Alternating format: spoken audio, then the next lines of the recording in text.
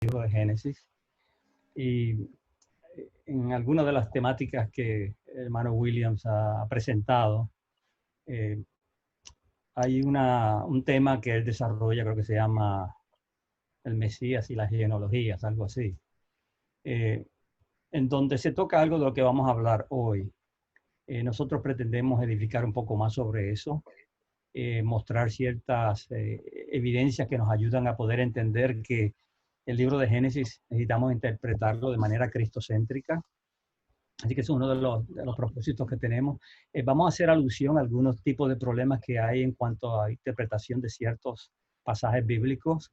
En particular, pues en la alta crítica, pues se han visto algunos de estos pasajes como un poco conflictivos y no saben qué hacer con ellos, ¿verdad? Entonces le dan diferentes orígenes a estos versos.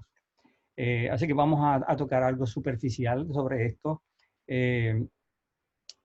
También es importante que veamos cómo nosotros estudiamos la Biblia. Así que lo que vamos a estar viendo hoy es una herramienta más para nosotros investigar la Biblia y poder descubrir a Jesucristo.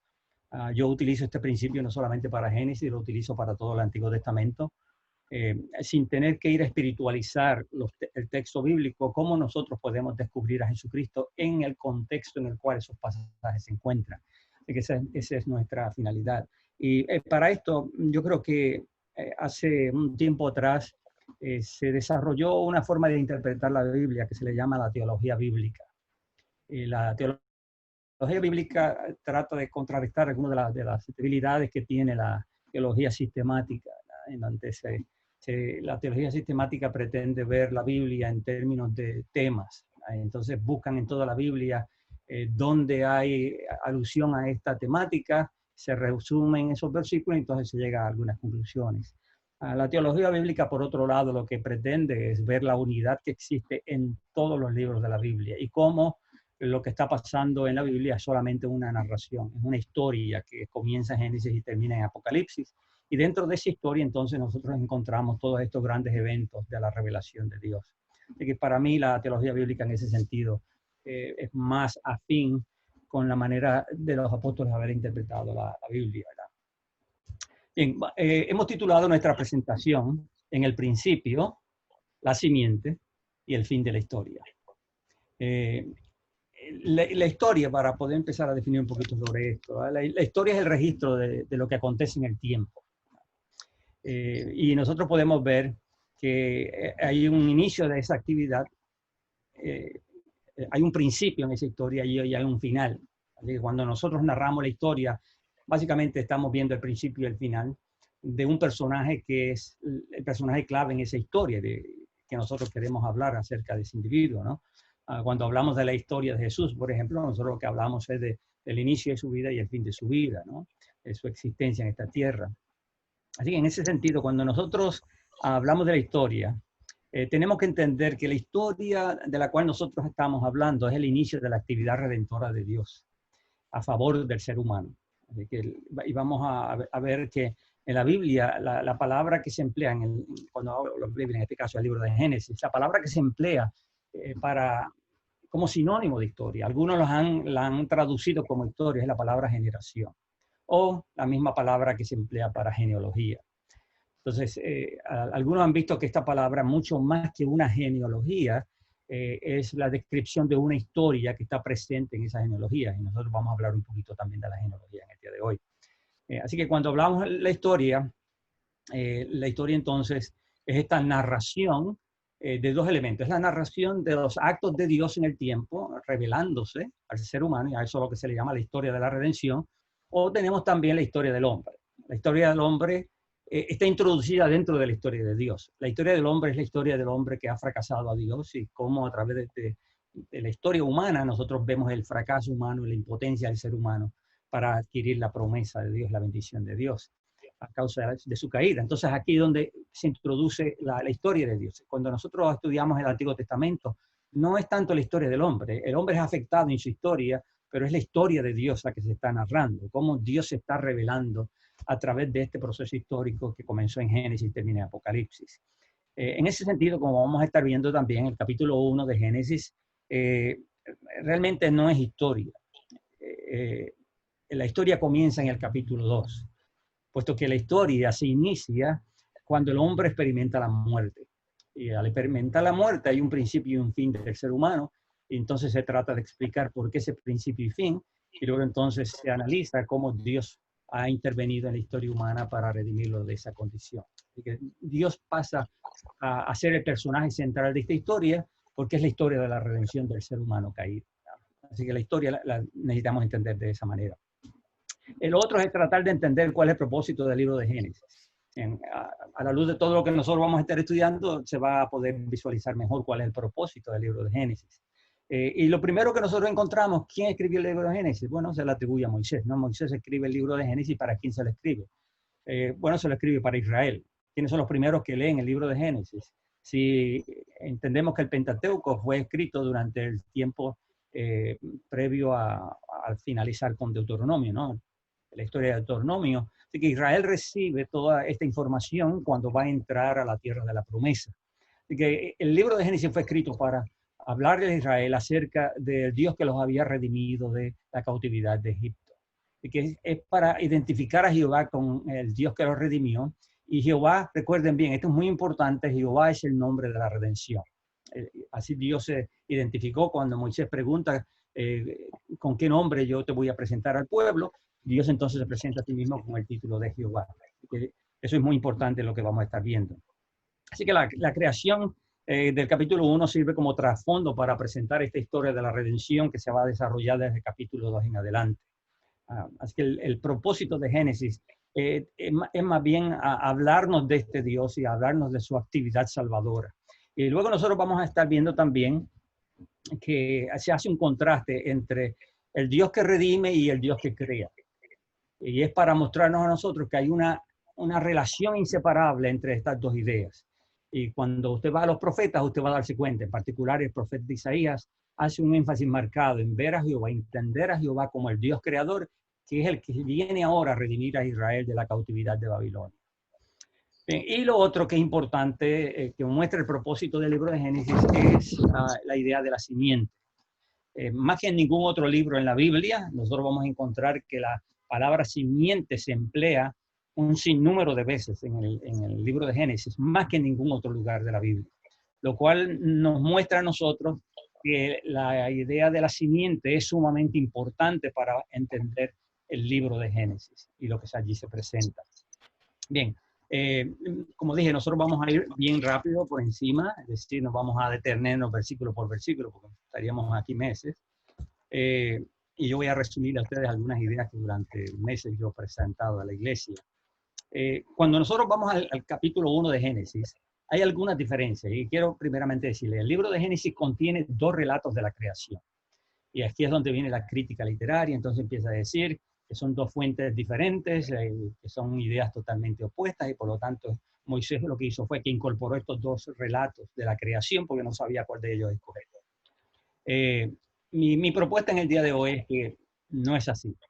Es que nosotros necesitamos entender estos dos relatos desde una perspectiva teológica. Es decir, Moisés tiene en mente enseñarnos a nosotros cómo estos dos relatos de la creación nos hablan del Dios que ahora viene a intervenir en la historia humana, viene a salvar al hombre de su condición caída.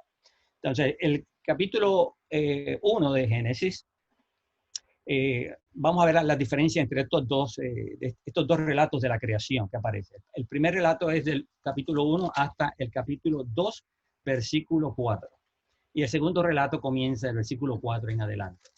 Esos son los dos relatos de la creación. ¿Cuáles son las diferencias entre estos dos relatos?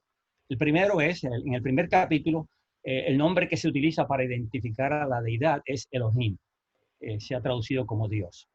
En el segundo, el nombre que se utiliza es una combinación. Es Elohim Yahweh, ¿verdad? En este caso es Jehová Dios.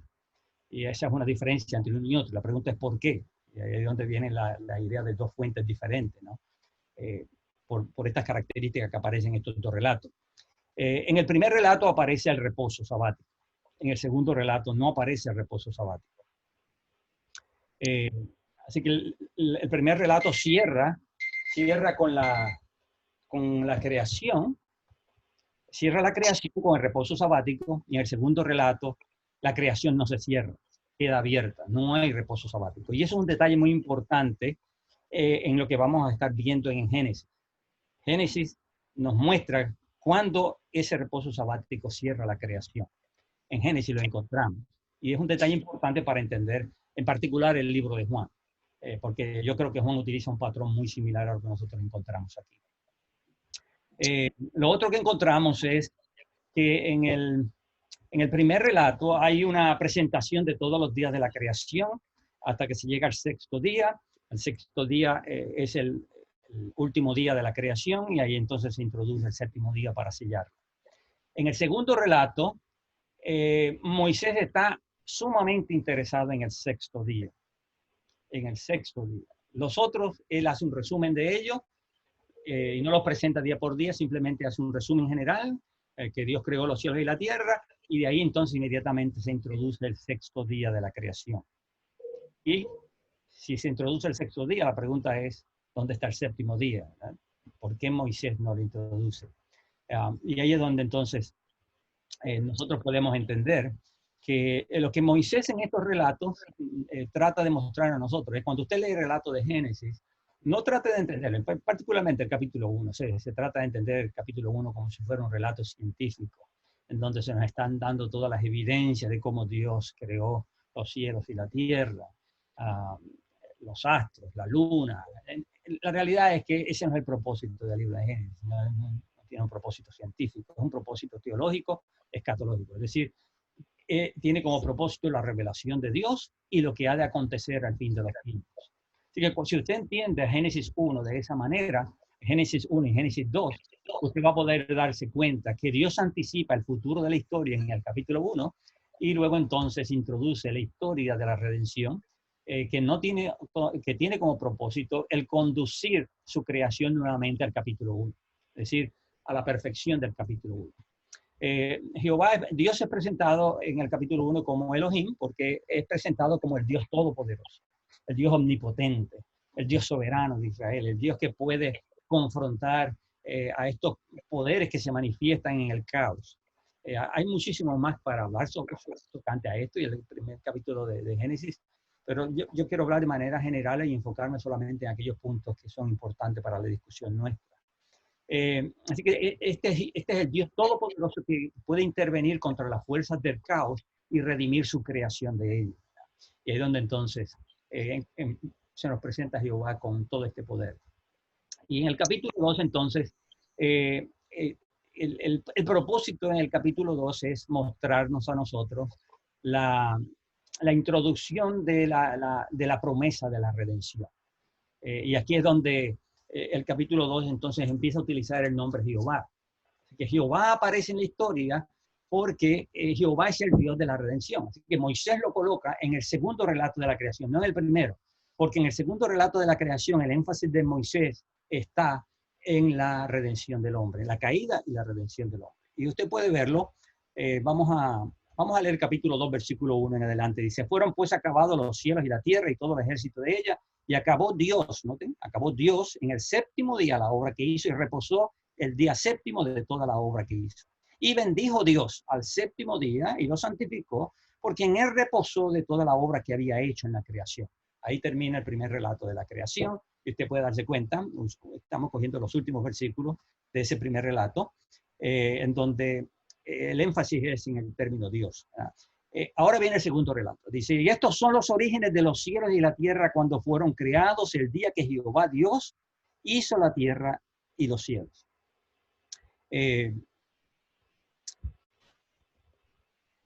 La palabra orígenes también es importante en el relato, porque la palabra aquí es la misma que se emplea para hablar de genealogía. Y es interesante porque ahí se ha colocado. Ahorita cuando entremos en la genealogía, yo le voy a hacer alusión al pasaje también otra vez. Pero hasta aquí lo que encontramos es que ahora entonces se introduce esta nueva creación y dice que fue creada por Jehová Dios. Fue el día en que Jehová Dios hizo los cielos y la tierra, o la tierra y los cielos. ¿Por qué Moisés cambia de Dios a Jehová Dios? Bien, pues lo que sigue nos va a mostrar por qué. Jehová Dios es el Dios de la redención y de aquí en adelante Moisés nos va a explicar la caída del hombre. Entonces, note que el versículo 5 es un resumen de la creación del capítulo 1, y de ahí sigue hasta que llegamos al versículo 7, y dice: entonces Jehová Dios formó al hombre del polvo de la tierra y sopló en su nariz aliento de vida, y fue el hombre un ser viviente. Y Jehová Dios, otra vez, plantó un nuevo huerto en el Edén al oriente y puso allí al hombre que había formado, y por ahí sigue el relato. Y ahí entonces nosotros se nos introduce a la caída del hombre. Eso no aparece en el primer relato de la creación. Es en el segundo relato de la creación que nosotros encontramos esto. Lo cual muestra que el hecho de que Moisés está utilizando el nombre Jehová para describir al Dios creador en este contexto es porque él está interesado en mostrarnos qué hizo Elohim para redimir a su creación. ¿Qué hizo Dios para redimir a su creación? Y Dios se convierte del Dios poderoso al Dios de redentor. El Dios que tiene el poder de redimir a la creación del caos en que se encontraba. Ahora viene este mismo Dios, ahora se presenta como Jehová, porque es el que puede redimir al hombre de este nuevo caos que ha acontecido sobre la creación. Y sabemos que otra vez se tiene en mente caos, porque los profetas más adelante, que por ejemplo Jeremías capítulo 4, utiliza esa idea de la creación en caos y cita Génesis 1 para describir la condición en la cual se encontraba Israel por haber violado el pacto de Dios. Y que en ese sentido nosotros podemos ver que se están utilizando estas mismas ideas. De hecho, algunos escritores judíos antiguos describían lo de Génesis 1 como una descripción de la tierra en su estado caído. Así que yo creo que por eso Moisés está presentándonos este nuevo relato. Lo está presentando porque él quiere introducir en este nuevo relato al Jehová que redime, al Dios que redime al hombre de la condición en la cual se ha encontrado por la mala decisión que hizo, por haber violado el pacto de Dios, por haber violado su ley. De ahí entonces nosotros encontramos el relato de la caída del hombre hasta que llegamos al capítulo 3. En el capítulo 3 aparece entonces lo de la serpiente, la tentación, y lo que me interesa en este momento es movernos rapidito al versículo 15 del capítulo 3, en donde se introduce la promesa de la simiente. Ahora, note, una de las cosas que es importante para entender la promesa de la simiente es que usted tiene que entenderla en el contexto en que ha sido ubicada. Moisés la está ubicando en el contexto de este Dios que redime su creación. Por lo tanto, la promesa de Génesis 3:15 tiene que estar dándole respuesta al ser humano de cómo Dios va a solucionar su problema, cómo Dios va a poder restituirle al hombre su derecho de reinar sobre la creación. Así que este es uno de los propósitos que nosotros vamos a poder apreciar, por los cuales Génesis 3:15 aparece a escena, es para darle a Adán la seguridad de la victoria sobre su tentador, y a la misma vez para vindicar a la mujer en este sentido, porque Satanás viene y tienta a la mujer, y por causa de haberla engañado, la mujer cae. Y ahora Dios le está diciendo a la serpiente: esa misma mujer que tú utilizaste como instrumento para la derrota del ser humano y para la destrucción del mundo, es la misma mujer que con su simiente vendría a aplastarte la cabeza y restablecer la creación nuevamente. Y como vamos a ver, yo creo que esto es parte de la promesa por las convicciones que aparecen en el mismo libro de Génesis. Así que en cuanto a la promesa de Génesis 3:15, ya hemos establecido que tiene que ver con la manera en que Dios responde a las necesidades del ser humano que ha sido expulsado del Edén, y cómo Dios ahora, a través de la promesa de Génesis 3:15, habla de su restauración, de la restauración del hombre y la restauración de la creación. Recuerde que cuando hablamos de la restauración del hombre, eso incluye la restauración de la creación. La caída del hombre destruyó la creación, y la redención del hombre ha de salvar la creación. Eso es lo que aparece también en Romanos capítulo 8. De ahí entonces vamos a ver algunos detalles en cuanto a esta promesa, y como dije, vamos a ir superficial. La promesa dice: pondré enemistad entre ti y la mujer, entre tu simiente y su simiente. Él te herirá en la cabeza y tú lo herirás en el calcañar. Hay una serie de puntos en controversia en este versículo. Yo voy a través del análisis del estudio, vamos a poder ver más evidencia de cómo este pasaje realmente es un pasaje que habla acerca del Mesías. Primero, lo que vamos a señalar es que en el hebreo, y la versión que estamos presentando es la Biblia de las Américas, en esta versión se ha traducido el pronombre personal él. En lugar de decir como la Valera, dice, esta te herirá en la cabeza y hace alusión a la simiente, ¿verdad? Pero el problema es que la simiente aquí puede ser entendida como colectiva o singular. Es decir, es un individuo o son muchos. Los judíos han adoptado la idea, y es entendible, ¿no? Porque tratan de huir del aspecto, todo lo que habla del Mesías cristiano, pues lo que el judío hizo es que se ha enfocado más en ver esa simiente como una simiente colectiva, para hacer alusión a Israel como nación. Mi posición es que nosotros no tenemos que recurrir a hacer tales diferencias, porque en la Biblia el individuo en ocasiones, cuando es una persona importante, como son los reyes, como son los sacerdotes, ellos a la misma vez representaban una colectividad. En el concepto de Mesías también representa una colectividad. El Hijo del Hombre de Daniel 7 representa una colectividad. Es un individuo, pero a la misma vez representa una colectividad. Así que esa idea yo la he llamado los muchos en uno, y es para nosotros a poder ver cómo en un individuo también existe una colectividad, de cual él va a beneficiar. Y en ese sentido, yo creo que Génesis 3:15 podemos entenderlo de esas dos formas. Y yo creo que es permitido porque en ocasiones vamos a encontrar que la palabra simiente es colectiva y en ocasiones vamos a ver que es singular. Yo creo que aquí es singular porque en el hebreo también el artículo que se utiliza para describir esta simiente está en singular y está en masculino. Es decir, es un hombre que vendría y es un individuo a cual se le llama la simiente en este caso. Y es un hijo de la mujer, es uno que nacería de la mujer.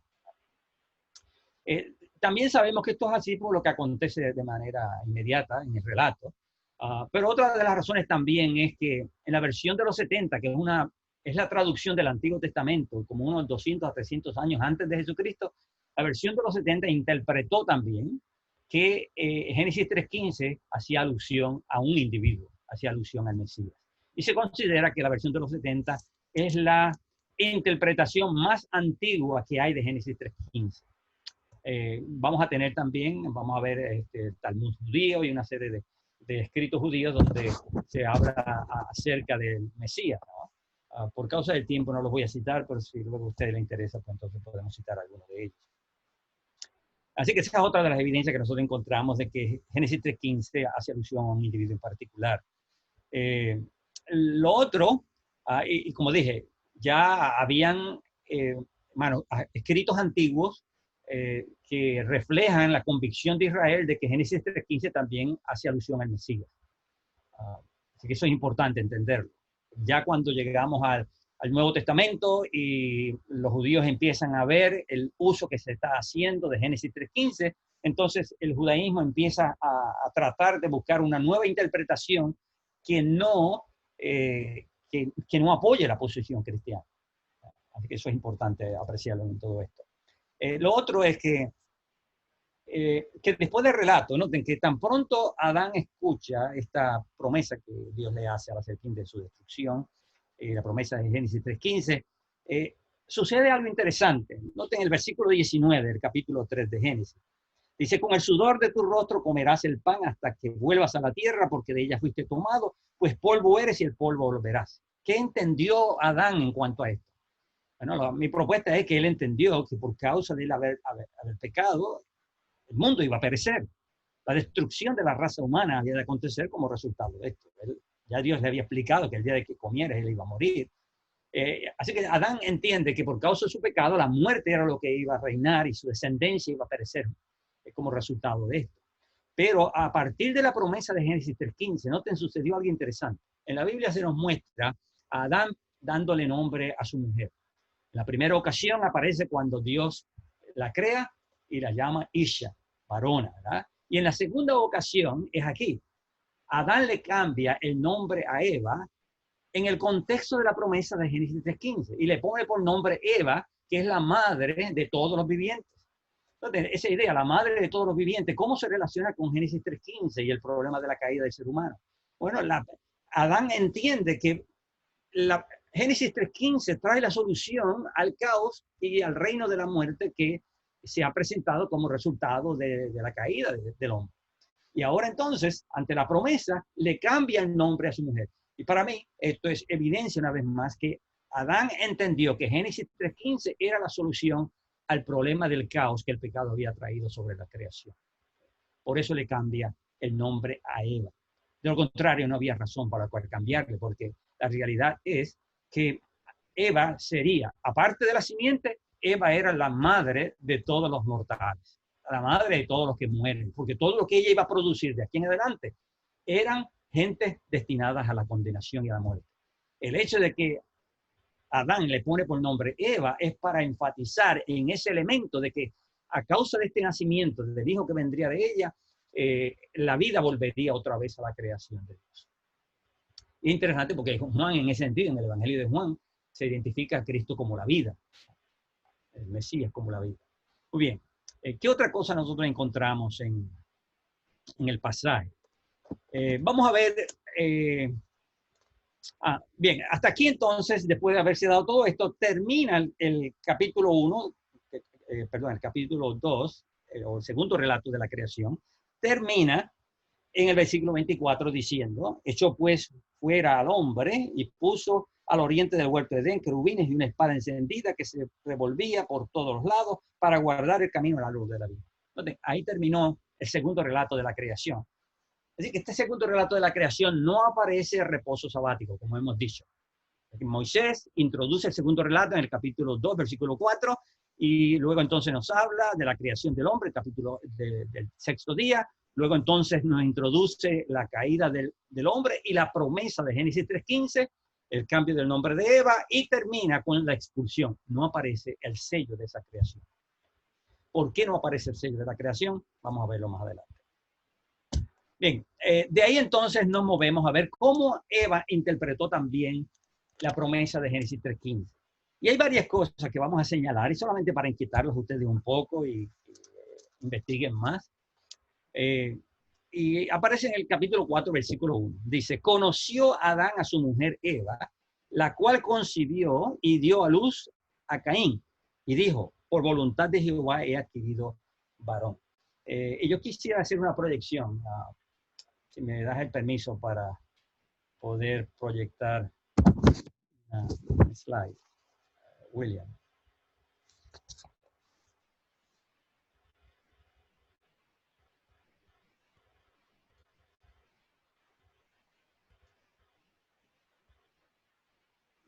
Ok, ya está.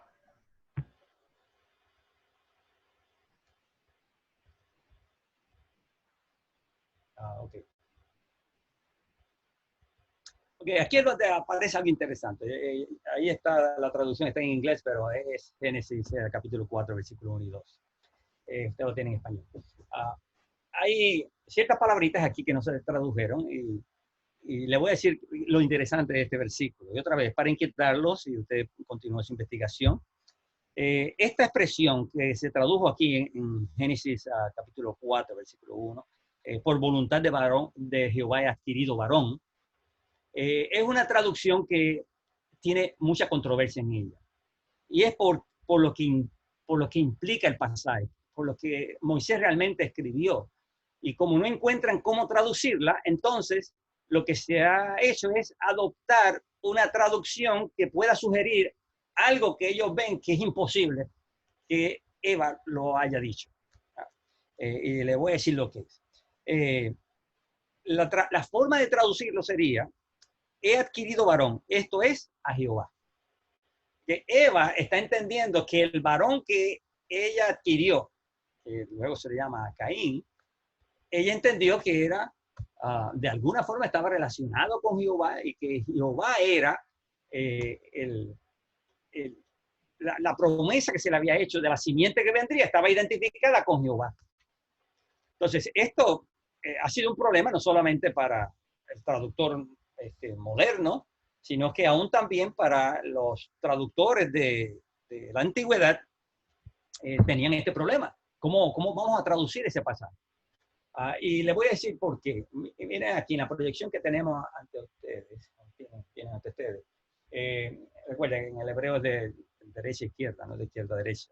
Hay que leer de allá para acá. Dice, y Adán conoció a Eva. Y note que esta palabrita que está en el cuadrito verde es una palabrita que no se traduce. Pero la palabrita lo que dice es que lo que va a seguir es la interpretación de lo que dijo anteriormente. En este caso, Adán conoció. ¿A quién Adán conoció? Recuerda, aquí la palabra conocer significa tuvo relaciones sexuales, ¿no? Adán tuvo relaciones sexuales. Y entonces aparece esa palabrita que va a identificar con quién fue que Adán tuvo relaciones sexuales. Y dice con Eva. ¿Verdad? Con Eva, su mujer. Y ella concibió y dio a luz. Y ahora otra vez aparece la palabrita. ¿A quién dio a luz? Dio a luz a Caín. Otra vez la palabrita es para decirnos quién es el objeto del verbo, de quién se habla. ¿Verdad? En este caso es Caín. ¿Verdad? Y luego aparece otra vez cuando dice, y dijo, he adquirido un hombre, y otra vez aparece la palabrita, y aquí se le ha dado una traducción de parte de, en este caso. Pero es la misma palabrita que se ha dejado sin traducir en los otros lugares. Y introduce entonces de quién es ese hombre. Y ese hombre, dice ahí, es Jehová. Entonces se identifica a ese Ish, ese varón que le ha nacido a Eva, como Jehová. Entonces, ahí es donde viene la problemática. Entonces, como no han sabido cómo traducir esto, porque lo que dicen es, no puede ser que Eva crea que Jehová está naciendo de ella, por lo tanto, vamos a traducirlo, ha adquirido por parte de Jehová, ¿no? A un varón. Así que esa es la problemática. Aquí me muestra a mí todo esto, me muestra a mí cuáles eran las convicciones de Eva sobre este niño que había de nacer.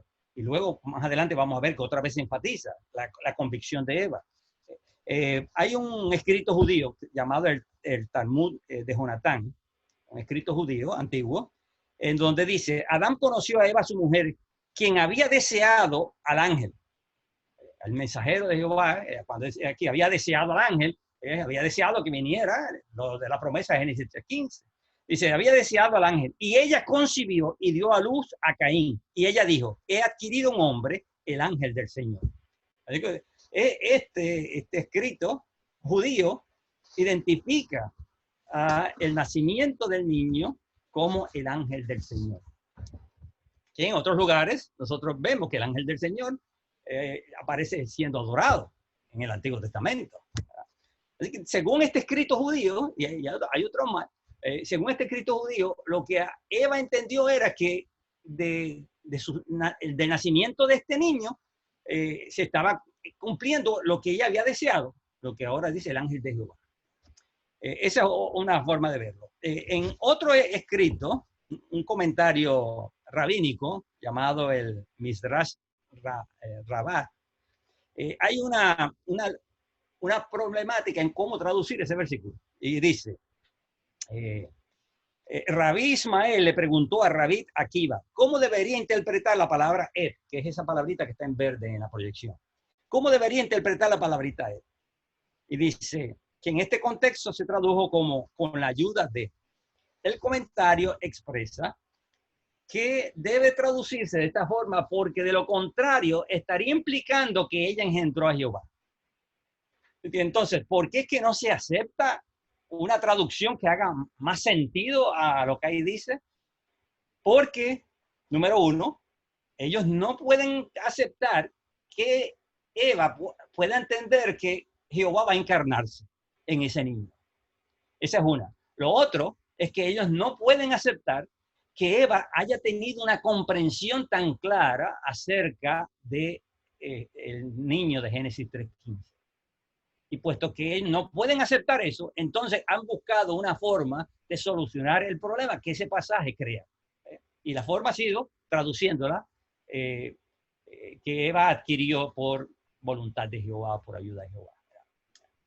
Así que estas son algunas de las problemáticas que se crea con ese versículo. Para mí, lo que me muestra es, sin entrar a mucho detalle, lo que me muestra es que Eva tenía una comprensión mucho más amplia acerca de lo que Génesis 3:15 prometía. Luego entonces nosotros nos movemos de ahí y la historia continúa y encontramos la presentación de Abel. Y cuando ahora Caín mata a su hermano Abel, Eva se disoluciona. Eva sabe, ya Caín no puede ser, porque ahora Caín aparece en la historia como el hijo de la serpiente que viene a destruir al hijo de la mujer. ¿verdad? Y Abel entonces muere como resultado de esta lucha. Y es cuando se introduce, en el versículo 25, se introduce a Seth, donde se convierte esto interesante otra vez, que muestra la convicción, la comprensión que Eva tiene acerca de Génesis 3:15, y es porque en el versículo 25 dice, y conoció de nuevo a Adán a su mujer, la cual dio a luz un hijo y llamó su nombre Seth. Porque Dios, dijo ella, me ha sustituido otro hijo en lugar de Abel, a quien mató Caín. Lo interesante de este versículo es que es la segunda ocasión en donde aparece la palabra simiente. Y lo que Eva dijo fue que en Seth Dios le había sustituido la simiente. Y que Eva entendió que la simiente ahora estaba volviendo a la historia.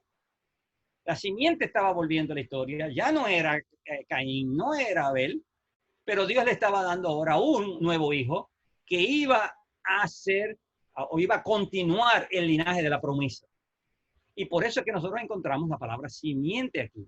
En el original hebreo, esta es la segunda vez. Aparece en Génesis 3:15 y ahora aquí en Seth, lo cual nuevamente muestra que Eva entendía que la simiente era el hijo de la promesa, que era el Mesías. En otro escrito judío, dice que los rabinos entendían que la otra simiente a la cual aquí se alude, dice ellos, es una alusión al rey ungido, el Mesías que vendría del linaje de Seth y Ruth, la moabita. Porque ellos, los escritos antiguos también, cuando van a interpretar este versículo, otra vez, ellos han entendido que ese versículo otra vez hace alusión a la simiente como al hijo de la mujer. Así que todas estas cosas nos muestran a nosotros un patrón en todo esto. Nos muestran cómo Dios, después de haber hecho la primera creación, la creación en el segundo relato de Génesis 2, capítulo 2, esta creación es arruinada, viene la promesa de la salvación de Génesis 3:15, la comprensión que Eva tiene acerca de todo esto a través de sus hijos. Y luego entonces vamos a entrar, terminamos viendo que a pesar de todas estas cosas, la promesa de reposo no llega. Antes de ir a resolver este problema de la promesa de reposo, vamos a ir sobre las genealogías. Cómo las genealogías nos ayudan a entender que Génesis 3:15 y la promesa original, lo que Dios había dicho, en el principio, cuando Dios comenzó a crear todas las cosas, la historia ahora empieza a tener significado a partir de la simiente. ¿Cómo la genealogía nos muestra esto? Nos las muestra de diversas maneras, a través de los nombres de los primogénitos, pero yo no voy a usar ese argumento. Yo voy a usar el argumento del propósito de las genealogías. ¿Para qué existen las genealogías? ¿Alguien me puede decir para qué las genealogías existen?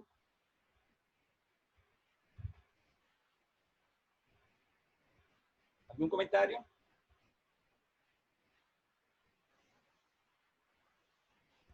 Por causa del Mesías.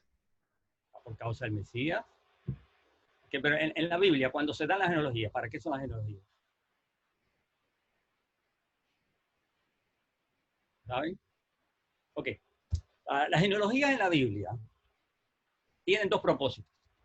Cuando usted va a la genealogía tiene el propósito de guardar a quienes van a ser los reyes de Israel y quienes van a ser los sacerdotes de Israel. Si se lleva un recuento genealógico para saber quiénes pueden oficiar en el templo y para saber quiénes pueden reinar. Es decir, ninguno que no sea de la familia de Leví puede oficiar en el templo y ninguno que no sea de la familia de Judá puede ser rey de los hijos de David. Esos son los dos propósitos con los cuales las genealogías existen. La pregunta es, ¿por qué existen las genealogías aquí en Génesis, donde no hay reyes y donde no hay sacerdotes? Es decir, organizados, estoy hablando. ¿Cuál es el propósito? Bueno, el relato, como vamos a estar viendo, yo creo que el relato muestra que el propósito de la genealogía es la simiente. Es mostrar por dónde viene la simiente, por dónde la promesa de la simiente Dios le está conduciendo. En otras palabras, es lo que nosotros encontramos también en Romanos 9, donde Pablo habla de la elección. A quienes Dios ha elegido para cumplir la promesa de la simiente. A pesar de que Abraham tiene 2 hijos, Ismael e Isaac, la promesa de la simiente no viene por Ismael, viene por Isaac. Jacob tiene 2 hijos y de igual manera. Isaac tiene 2 hijos, Esaú y Jacob. Entonces, ¿por quiénes de los dos viene la promesa? ¿Por dónde Dios continúa la promesa de la simiente? Y yo creo que eso es lo que hace aquí el relato. No va, como dije, nosotros no vamos a poder coger todo el libro de Génesis, pero si pudiéramos, usted va a ver esta relación que tiene todo esto. Pero lo vamos a llevar hasta el capítulo 9 de Génesis. Entonces, así que el propósito de esta genealogía que encontramos en Génesis es llevar la promesa de la simiente. ¿Y cómo lo sabemos? Bueno, cuando usted comienza las genealogías, a ver si la encuentro rapidito aquí en Génesis, ¿dónde está? En el capítulo 5 aparece la genealogía de Adán. Noten algo interesante, y esto es un problema que también hay que considerarlo en otros lugares de la Biblia, pero vamos a llamar la atención aquí solamente. Dice, este es el libro de las genealogías de Adán. El día en que creó Dios al hombre, a semejanza de Dios lo hizo, varón y hembra los creó, y los bendijo y llamó el nombre de ellos Adán, el día en que fueron creados. Y vivió Adán 130 años y engendró un hijo a su semejanza, conforme a su imagen, y llamó su nombre Set. Ahora, noten, si nosotros solamente tuviéramos el capítulo 5 de Génesis, nosotros diríamos que Abraham, el primer hijo que tuvo fue Set, porque no aparece Caín. Caín es el primogénito. ¿Por qué Caín no aparece en la genealogía de Set? Abel sabemos por qué, pero la tendencia era siempre a poner el primogénito. ¿Por qué Caín no aparece en la genealogía? Aparece Set. Pues nuevamente, yo creo que eso es evidencia de que Moisés está otra vez conduciendo la historia de la simiente, y la simiente no vendría por Caín, la simiente vendría por Set ahora. Así que Set aparece como el hijo de Adán, como el primer hijo de Adán. ¿Por qué es el primer hijo de Adán? Porque es el hijo de la promesa.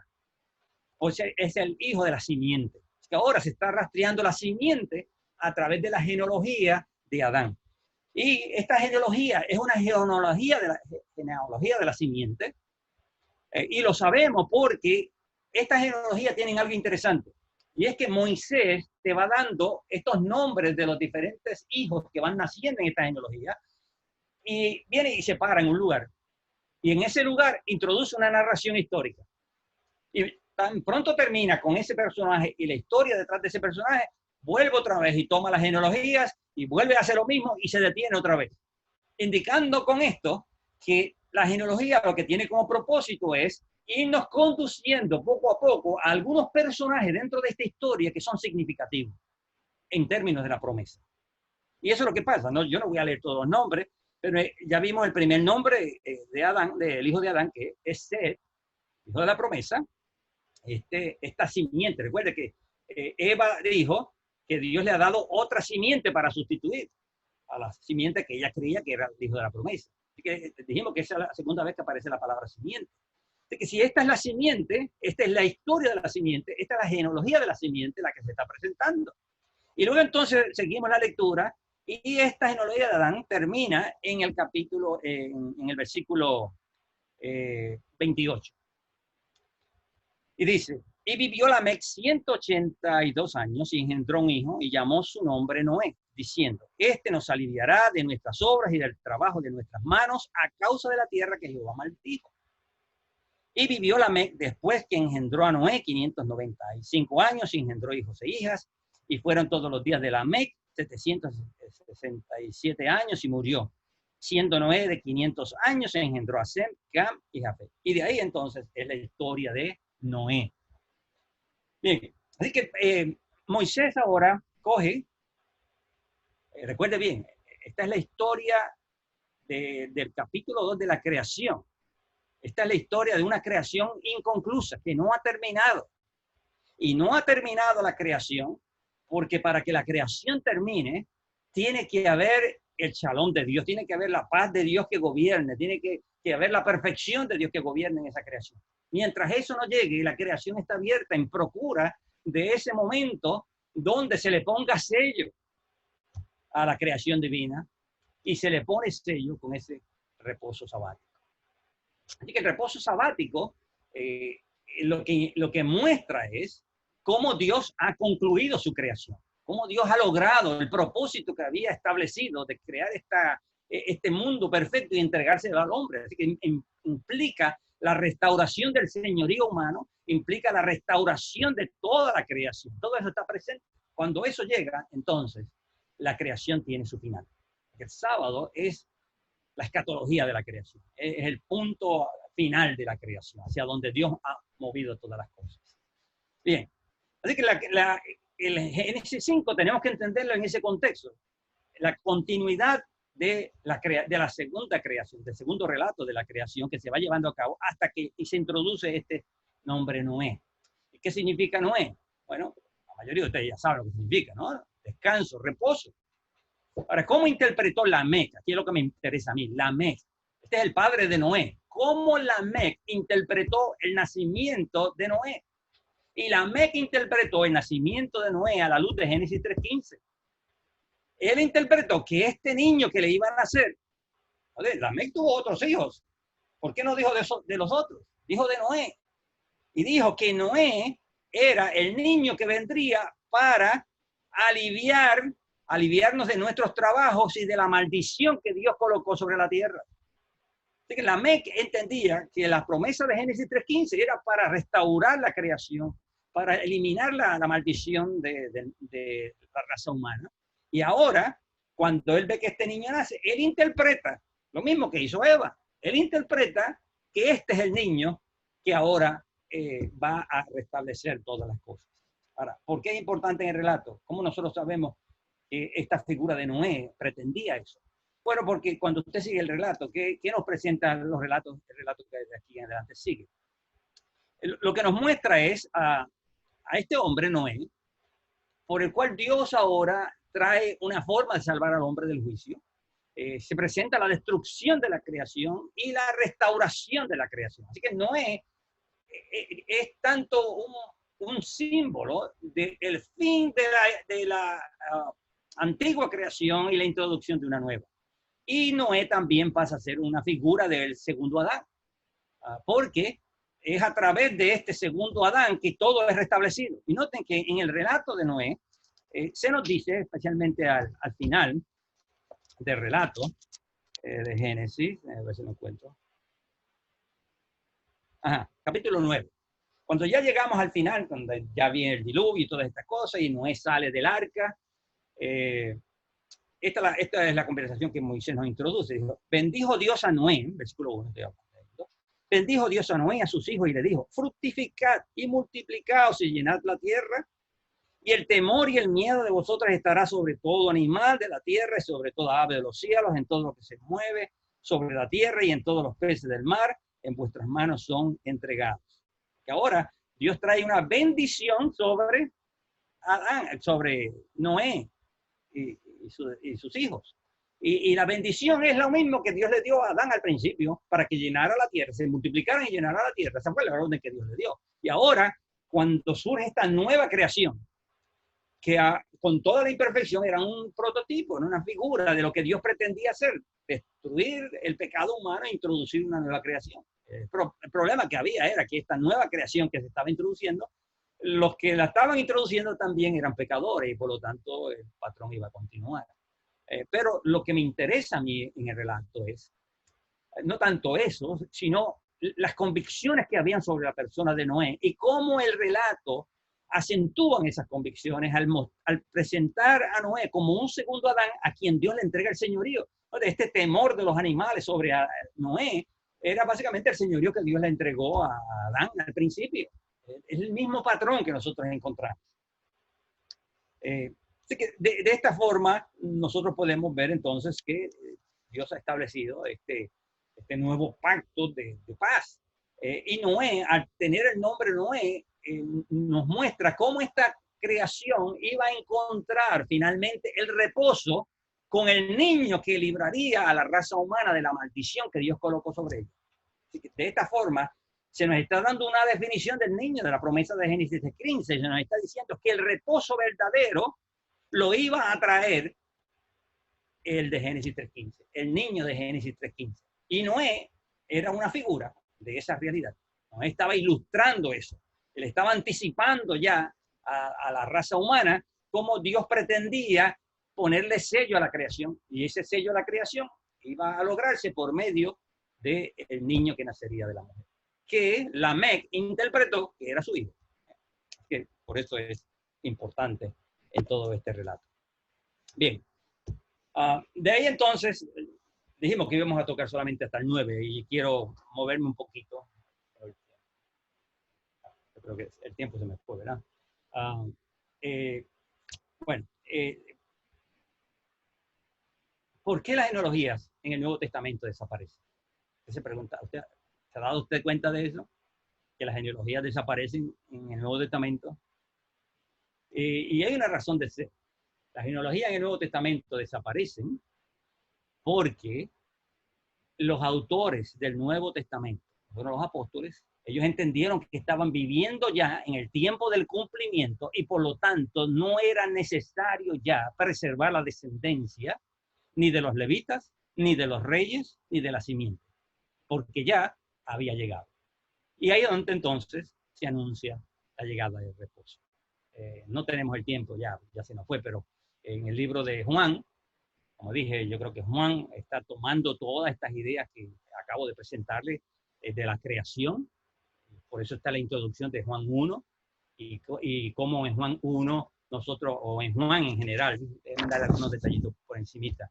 En Juan nosotros encontramos, en la introducción se nos habla de la palabra que se hace carne, la asocia con la creación y la redención que trae el encarnado. Ahí donde veo la convicción de Eva sobre la encarnación. Y luego entonces Juan en el capítulo 5 nos dice que el Padre está trabajando cuando lo están acusando a Jesús sobre lo del sábado. En Juan 5:17 Jesús le responde de esta manera, que es extraña. Jesús le dice, mi Padre hasta ahora trabaja y yo trabajo. Noten la conexión entre la controversia del sábado y la respuesta de Jesús. ¿Por qué Jesús dice que mi Padre hasta ahora trabaja? Porque Jesús está pensando precisamente en el relato 2 de la creación. Dios está continuando su trabajo de creación. Y su trabajo de creación consiste ahora en su acto redentivo. Entonces, mientras esa creación no se termine, Dios está trabajando. Dios no ha descansado. Entonces, Jesús, como el que lleva a cabo esta creación, que ya Juan nos la presentó en el versículo 1, capítulo 1, Jesús entonces está diciendo que al igual que el Padre, Él todavía tiene que continuar trabajando. En otras palabras, todavía el reposo sabático no ha llegado. Y es cuando llegamos al capítulo de Juan 19, donde Juan nos presenta, en ese capítulo, dos cosas muy importantes. Nos presenta a Jesús diciendo que la obra estaba terminada y por lo tanto hay que declarar un consumado es. Y luego entonces se nos coloca Jesús en el versículo 31, descansando en el séptimo día. Bien, de esta manera entonces nosotros encontramos cómo Juan interpreta la promesa de Génesis 3:15. Juan le llama a los que no creen en él y se oponen, le llama a los hijos del diablo. Esa es la simiente de la serpiente. Y luego, con más claridad, que no vamos a tener tiempo para analizarlo, pero con más claridad en Apocalipsis 12, usted encuentra cómo Juan utiliza la promesa de Génesis 3:15 para hablar acerca de la victoria de Jesucristo y del reino de Jesucristo que ya ha llegado con su obra. Y por lo tanto, ahora entonces la creación se le ha puesto fin con el descanso de Jesucristo en su obra de salvación. Muy bien, hasta aquí entonces